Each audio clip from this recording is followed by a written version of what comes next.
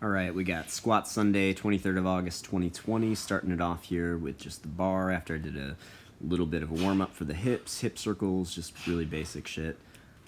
Just starting off here, 10 smooth reps, trying to warm up the hips a little bit further and stay in that vertical bar path.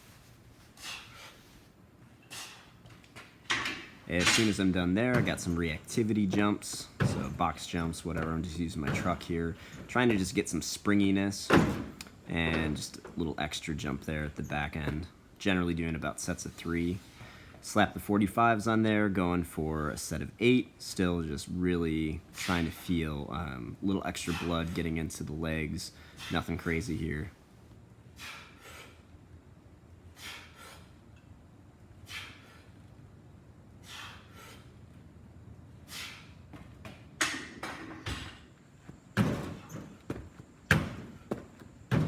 I can usually tell how the day is going to go by this set here. This is just the 185.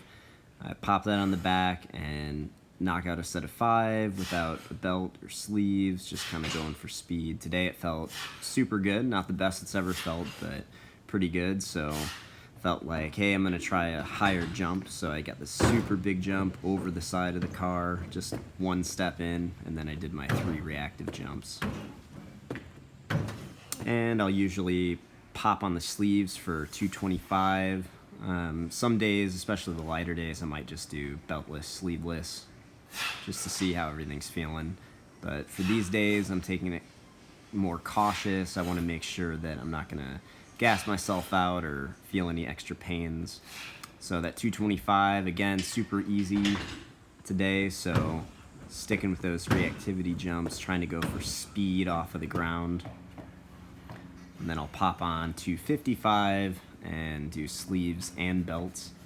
And the last few times I've done these Sundays, this set has felt really, really weird. Either bar path is off or super slow for some reason. Today felt faster. Still doesn't feel like where I want it to, which is kind of strange. Hips are just starting to do that little shoot up thing, which is why the next cycle I'm going to be doing zombie squats to fix the quad issue. Couple more reactivity. I started adding in the depth jump for this last one. You can see super fast and then that last little hop.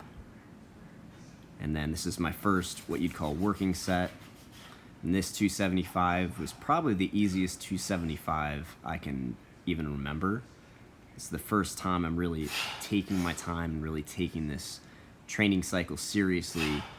Never focused super on squats. It was always deadlift focused for me. Squats were just kind of like a necessary evil. I never went super heavy on them. So now I'm devoting a lot of time and effort into them. You can see this 275 kept it super smooth. No problems there. Popping 285. Started to notice just a little bit of hip shift. You might notice I forgot the sleeves and didn't even notice until I got to the 3rd rep. Didn't hurt at all. Felt really, really good. Probably didn't even need them at all today. But felt fast, felt smooth, not too grindy. You can see one of these reps, yeah, hips shot up just a little bit there, but not too bad. Again, probably the best 285 I think I've ever had. Very happy with today overall. And 295. Made sure to keep the sleeves on this time. Really focusing on the breath. Getting that deep breath and holding on the way down. And I'm going pretty deep. I think it was either this one or the 305. On the 5th rep, I made sure to go a little bit shallower, just so I didn't completely gas myself out. You can see my hips shift forwards and backwards just a little bit, trying to find the optimal leverage. But the bar path is almost completely vertical, which is really what I'm looking for. And we see here 305. I think this is the one where I cut the depth on number 5, but it was still below parallel, which is funny. I thought it was going to be like way higher. So I guess depth is not something I've ever really had an issue with. I've got great mobility. So the 305 last week was pretty tough. I was kind of dragging ass again, but this time, just super easy.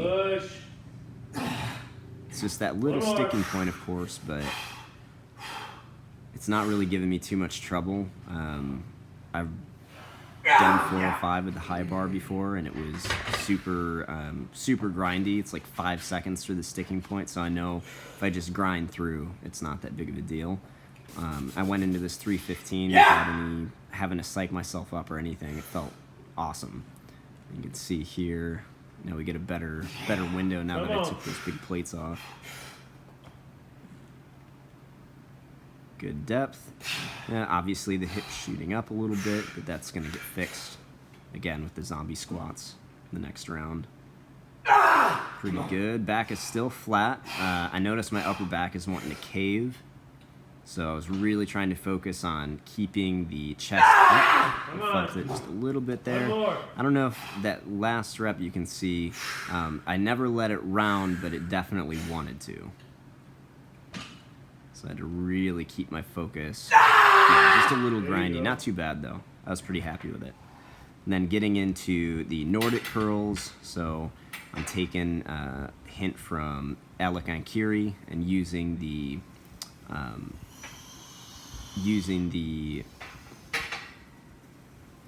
little bar setup there. You can see with the cable, it's the same resistance throughout, which has its benefits and its downsides. I think I should probably get rid of that chain because it's making it so I can only get part of the range of motion. And after I looked at this one, I noticed I wasn't stretching out all the way either, so the legs weren't completely straight. So I had to raise up that spot underneath my knees. But this is 40 pounds of assistance, so I just popped the 40-pounder on there. I think I'm just going to take off 2.5 pounds per week. I'm just doing 3 sets of 5. It feels pretty good. Definitely an intense soreness in the backs of the calves, and just an area that athletes tend to neglect. We don't really tend to do a lot of like leg curls, and this one is just badass. Like, there's no way I'm gonna get on a leg curl machine and do leg curls just for the health of my knees. I'm just not gonna do it. For one, I don't even have the setup for it. But this I would love to be able to rep out full Nordic curls. I just think that would be super badass and super helpful. One does not simply only spend 3 hours at the gym. And one thing I will notice here is there's a little bit of extension in my back. I really did feel like I was tucking the hips a little bit. Maybe not a full tuck, but at least trying to maintain neutral spine. And I suppose this is about as good as it's going to get for this movement. Most of these exercises, like the back raise, I tend to really, at the very top, I tend to like round, which would be like the bottom on this one. I tend to round through the upper back. And I just don't want to let myself go into extension on the low back. You see, I'm trying to round here purposefully. Just seeing what that feels like. It's extremely difficult. This movement is so tough. It's almost unbelievable how hard it is.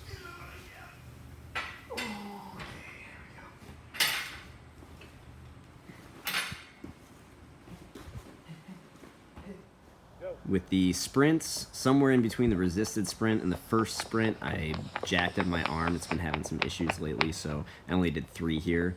But you can see I'm trying to bring up the intensity, crescendo it up, and I was planning on doing 5. I think the next time I'm going to end up doing longer, like 40, maybe even 60-yard sprints. Keep the resisted sprints at 20, and then up the length of time on the other ones. And then I also did the farmer's walk carry with 170 pounds in each hand for 10 sets in about 10:35 a day, so that was pretty tough.